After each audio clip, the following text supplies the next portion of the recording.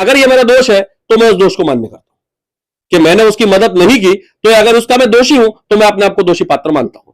और उस लोकतंत्र के अंदर, जैसे मैं लोकतंत्र में मैंने अपना फॉर्म भरा, लोगों ने चुना, मैं आया, कैसे किसी को पसंद नहीं आया होगा तो उसका दुष्प्रचार करना, अनर्गल बातें करना, वो किसी किसी की आदत होती है, तो वो करे, तो वो अपने मुंह से करता है। उसके मुंह से करने से मेरे तो फर्क नहीं पड़ना। वो सीधा पहले ही उसने जो चीज बोली वो सेटलमेंट की बात करी, तो और अपन ने वहां पे सीधा बोल दिया कि ये सेटलमेंट वाली चीज नहीं है। ठीक है, तो और ऐसे उसने पहले भी किसी को सेटल किया होगा शायद, मतलब उसने तो मेरे को भी बोला है। अभी तो मैं भी जिसके पास 8 साल से लाइसेंस नहीं है फूड का दुकान और वो दुकान चला रहा है,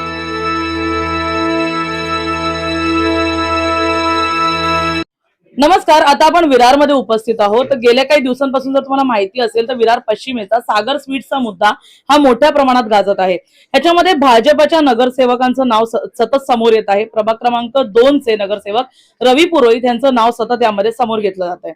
रील्स असू दे, बातम्या असू दे, याच्यामध्ये सततची चर्चा आहे की नगरसेवक म्हणजे भाजपचेच नगरसेवक वसुली करतायत आणि वसुली हे मग ते स्वीट्स वाल्यांकडून असू दे, काही दिवसांपूर्वी जे आहे ते गणेश पाटील यांचा पण एक व्हिडिओ समोर आला होता। तर हे जे आहे ते टार्गेट केलं जातंय, मुद्दामून टार्गेट केलं जातंय, कोणत्या विशिष्ट पक्षाकडून आहे, कोणत्या संघटनेकडून आहे, विरोधकांकडून आहे, यावर आपण आता माहिती घेणार आहोत, कारण हा खुलासाचा विषय। या संपूर्ण मुद्द्यामध्ये जेव्हा सागर स्वीट्स हे त्यांच्या साथीदारांसोबत मधुराम हॉटेलचे पण त्यामध्ये मालक होते उपस्थित, हे लोक जेव्हा बोरिंग पोलीस स्टेशन मध्ये तक्रार देण्यासाठी जातात, गुन्हा दाखल करण्यासाठी जातात, तेव्हा त्यांना विचारलं जातं की हा गुन्हा आधी दाखल करण्यात का नाही आला, जेव्हा तुम्हाला धमकवलं गेलं तेव्हा तुम्ही तिथे का नाही आलात, मग इतकी उशिरा जाग का येते, मग हा संपूर्ण सापळा का रचला जातोय आपण जाणून घेऊया। रवीजी, सर्वप्रथम नमस्कार। काय सांगाल, आता तुम्ही नगरसेवक आहात प्रभाग क्रमांक 2 मध्ये, ग्लोबल सिटी मध्ये सध्यामध्ये सगळ्यात जास्त चर्चा होते सागर स्वीट्सची। चुकीचं नाहीये की ते एक्सपायर माल विकत होते, तुम्ही त्यांना धरलं तुमच्या साथीदारांसोबत, गुरजीत सिंग पण त्यामध्ये होते, त्यानंतर गुन्हा दाखल झाला नाही, अखेर काही तक्रार घेतली नाही पोलिसांनी, मुद्दा काय होता? मुद्दा ये था कि 17 तारीख को इस दुकान में इतनी सामग्री वहां पकड़ी गई। पकड़ने के बाद में उसको एफडीए को हमने इत्तला किया कि इस दुकान पे, इस जगह पे ये 100 सामान है, आप इसको आके चेक करिए और चेक करके अपने आप ताबे में लीजिए। अकॉर्डिंगली उन्होंने कानून के तहत उन्होंने आके वहां पे अपनी कार्रवाई की।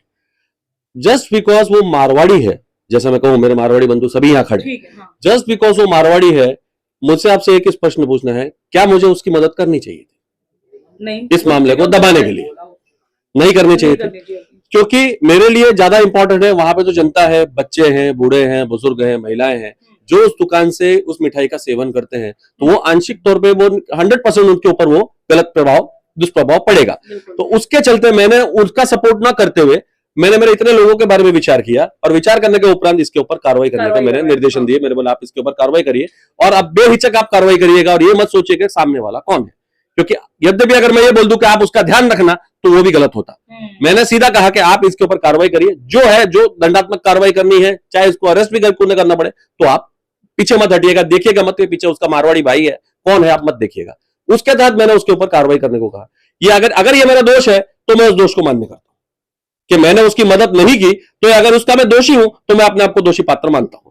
और उसके चलते जो उसने 4 दिन बाद जो अपनी व्यू रचना रच के और किसी पार्टी को लेके, सत्ताधारी यहाँ के पार्टी है, जो बहुजन विकास आघाड़ी है, उसको साथ में लेके अगर वो कहीं जाते हैं और अगर उस बात के बारे में चर्चा करते हैं कि ये इस तरीके से कैसे हुआ, क्या हुआ, और कोई बिगर तथ्यों के बारे में, बिगर तथ्यों के उन्होंने जो वहां पे कंप्लेन दर्ज कराने की कोशिश की, जो कि नहीं हुई, तो वो जो नहीं हुई उसकी वजह यही थी कि हाथ कंगन को आंच नहीं और साच को कभी आंच नहीं आती है। क्यों? क्योंकि पहले भी सत्य था, आज भी सत्य है। क्यों? और आज आपके सामने सत्य क्यों बोला जा रहा है? क्योंकि मेरे आपके चैनल के द्वारा पब्लिक को यह आह्वान है कि जब आप कोई भी सामग्री खरीदे तो आप साफ तौर पे आप ध्यान रखिएगा कि आप कहां से आप ले रहे हैं, कैसी वो सामान है, उसकी आप पूरी समीक्षा करके फिर आप वो सामान खरीदे। अब मेरा आपसे अनुरोध यह है, क्यों? क्योंकि पहले मैं भी ब्लाइंड ट्रस्ट करता था, उस दुकान से मैंने भी खाना खाया, तो अब कहीं ना कहीं मैं भी ये सोच रहा हूं कि मैं भी कहीं ना कहीं वहां पे मैंने उसको दरकिनार किया और मैंने उसकी चीज को वहां से खाया है, मैंने उससे विश्वास किया, लेकिन उसने विश्वास आप तोड़ा है। तो आज आपको ये ध्यान करना है कि आपको जहरीली मिठाई चाहिए या आपका वो नगर सेवक चाहिए जो आपके लिए तत्पर खड़ा है और आपके लिए यही लड़ रहा है। बिलकुल। याच्यामध्ये आणखी एक मुद्दा होता की ज्या दिवशी त्यांनी मिठाई पकडली होती त्याच्यानंतर काही तासानंतर कारवाई करण्यात आली, एफडीएने तिथे येऊन कारवाई केली। जर एखादा व्यक्ती सागर स्वीट्सचे जेव्हा आरोपी आहेत, मग हे लोक कशी अपेक्षा करू शकतात की त्यांच्या विरोधात, म्हणजे त्यांच्या सोबत पोलीस उभे राहिले पाहिजे आणि जो कारवाई करवतो त्याच्यावर गुन्हा दाखल झाला पाहिजे। या संपूर्ण मुद्द्यामध्ये मधुरमची पण काही लोक आली, जब वो लोग साथ में आए तो उनका पूरा मुद्दा क्या था? मतलब मधुर रणवीर लोगों का कहना था कि आपने वसूली की, आप वहां देखिए, गए। ऐसा है कि जब किसी बात को बनानी है तो वो किसी भी तरीके से बनाई जा सकती है, जिसके कोई तथ्य नहीं है। बिल्कुल। जिसके बिगर तथ्य के अगर आप बात करेंगे तो कौन मानेगा? अगर आज मैंने आपको कहूं कि कुछ महीना ऐसा ऐसा हुआ था तो आप मान लेंगे? आप मेरे से एविडेंस नहीं पूछेंगे? बतौर पत्रकार आप मेरे से भी एडवांस मतलब आप पूछेंगे कि इस बात का क्या एविडेंस और आप किस तथ्य बेस पे आप मेरे से बात कर रहे हैं। तो जब आप जैसे मांग सकते हैं तो पुलिस वाले नहीं पूछेंगे कि अगर आप यहाँ पे कंप्लेंट करने आए हैं तो आपके पास एविडेंस क्या है? जब एविडेंस शून्य है और आप पुलिस स्टेशन चलेंगे तो आपको वही होगा, वही आपको प्रति उत्तर मिलने वाला है। इस पे ना तो किसी का दबाव है, ना कोई प्रेशर है, ना कुछ है। प्रेशर इन पे यही है कि इन पे कार्रवाई क्यों हो रही है और ये कार्रवाई कैसे न हो और लोगों को कैसे जताया जाए कि ये बेचारा था, इसके साथ ये हुआ वो हुआ, ताकि लोग ये सब भूल जाए और वो सब याद रखे जो उन्होंने दर्शाने की कोशिश की। बिल्कुल। एक इम्पोर्टेंट मुद्दा है कि इलेक्शन की मैं बात करूं तो इससे पहले एक चैनल पे आपके बारे में भी कहा गया था कि लोन्स के कुछ ईएमआईज को लेके कि आपने भरे नहीं है, फिर आपके ऊपर टैक्सेशन, इसके ऊपर शायद आपने कार्रवाई की मांग भी की थी। तो बार बार ये ऐसा टारगेट क्यों किया जा रहा है? ऐसा है कि जब देखो लोकतंत्र है हम्म, और उस लोकतंत्र के अंदर जैसे मैं लोकतंत्र में मैंने अपना फॉर्म भरा, लोगों ने चुना, मैं आया, कैसे किसी को पसंद नहीं आया होगा तो उसका दुष्प्रचार करना, अनर्गल बातें करना, वो किसी किसी की आदत होती है तो वो करे, तो वो अपने मुंह से करता है। उसके मुंह से करने से मेरे तो फर्क नहीं पड़ना, इतना आप समझ लीजिए। क्योंकि मैं आगे भी कहता हूँ और आज भी ये कहता हूँ, हाथ कंगन को आंच नहीं और साच को आंच नहीं। जब साच को आंच ही नहीं है तो आप कितना भी दुष्प्रचार करिए उसका असर तो कुछ नहीं पड़ेगा। और पब्लिक, मैं तो हमेशा कहता हूँ और आज भी यही कहूंगा कि जनता जनार्दन बहुत समझदार है। इसके लिए जनता के आगे तो फिलहाल उलझिए मत और जनता को गलत माल बेचिए मत। बिल्कुल। माझा एक प्रश्न गुरुजींना पण असणार आहे। आपको पूरा ये मुद्दा पता चला, उसके बाद आपने रवि जी को बताया। इस पूरे मुद्दे में जब आपको पता चला तो क्या माहौल था वहां पे? वहाँ पर तो बहुत बदबू थी, शायद आप उस आए भी थे उस दिन, और पूरी चीज़ें जो थी वहाँ पे मिठाइयों में से भी स्मेल आ रही थी, गंदगी थी। उसको पहले बुलाया तो वो सीधा पहले ही उसने जो चीज़ बोली वो सेटलमेंट की बात करी, तो और अपन ने वहाँ पे सीधा बोल दिया कि ये सेटलमेंट वाली चीज़ नहीं है, ठीक है। तो और ऐसे उसने पहले भी किसी को सेटल किया होगा शायद, बिल्कुल मतलब उसने तो मेरे को भी बोला है।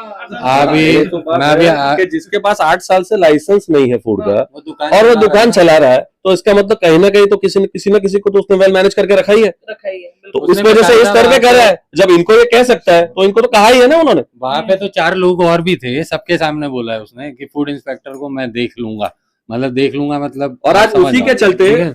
मैं पालघर जाके ये फूड इंस्पेक्टर के वहां पे अर्जी देके आया हूँ कि इसकी सखोल कार्रवाई होनी चाहिए और इसका पूर्ण अहवाल मुझे भिजवाया जाए। ओके। ये मैंने कहा है कि आप इसकी पूर्णतः जांच करके आप मुझे भिजवाएं। आज मैंने जाके वहां ये लेटर दिया, खुद जाके पर्सनली दिया। ओके। या संपूर्ण मुद्द्यामध्ये जर आपल्याला माहिती असेल तर आपण जेव्हाही कोणत्या शहरात राहत असतो 80% जे मिठाईची दुकान असतात, फरसांची दुकान असते, मारवाडी समाजाकडून असतात, चालवली जातात आणि त्यांचे आपसातच जे त्या संघटना असतात आणि प्रत्येक वेळी जेव्हा आपण कोणत्या मिठाईच्या दुकानात जातो आपल्याला माहिती आहे की हा व्यक्ती जो आहे हा मारवाडी समाजाचा आहे किंवा गुजराती समाजाचा आहे आणि कुठेतरी आपल्याला अंदाज असतो की ही टेस्ट ही त्या समाजाकडून व्यवस्थितरित्या दिली जाऊ शकते, म्हणून आपला एक ठरलेला मिठाईवाला असतो। जेव्हा अशा कोणत्या गोष्टी होतात, कारण काही वर्षांपूर्वी आपण पूनम स्वीट्सचं पण अशीच माहिती समोर आणलेली, जेव्हा अशा काही गोष्टी होतात तेव्हा कुठेतरी मारवाडी समाजाकडून होत असलेल्या संपूर्ण धंद्यावर मोठा परिणाम पडतो। त्यामुळे जेव्हा सागर स्वीट्सची घटना घडली तेव्हा काही मारवाडी समाजाची लोक त्यांना सपोर्ट करायला आली, दुकानांची लोक त्यांना सपोर्ट करायला। आज रवी पुरोहित यांच्या पण कार्यालयामध्ये हीच लोक आली आहे जी त्यांना सपोर्ट करतात। त्यांना विचारेन, जब ऐसी कोई घटना होती है तो क्या समाज पे इसका असर पड़ता है, मतलब धंधे पे इसका बिल्कुल असर पड़ता है? धंधे पे बिल्कुल पूरे राजस्थानी समाज के ऊपर भी पड़ता है, जो मिठाई के व्यापारी है उनके ऊपर भी पड़ता है। एक जन को ऐसा कार्य नहीं करना चाहिए। और रवि भाई सही है, तुम गलत है, गलत होने के बावजूद भी वो चोरी और छीना छोरी जैसा ये बात हो गया। तो अभी इनके ऊपर डालना मतलब मेरा मामला रफा दफा हो जाए और इनके ऊपर आ जाए, वो ध्यान डाइवर्ट करने के लिए कुछ भी किया गया।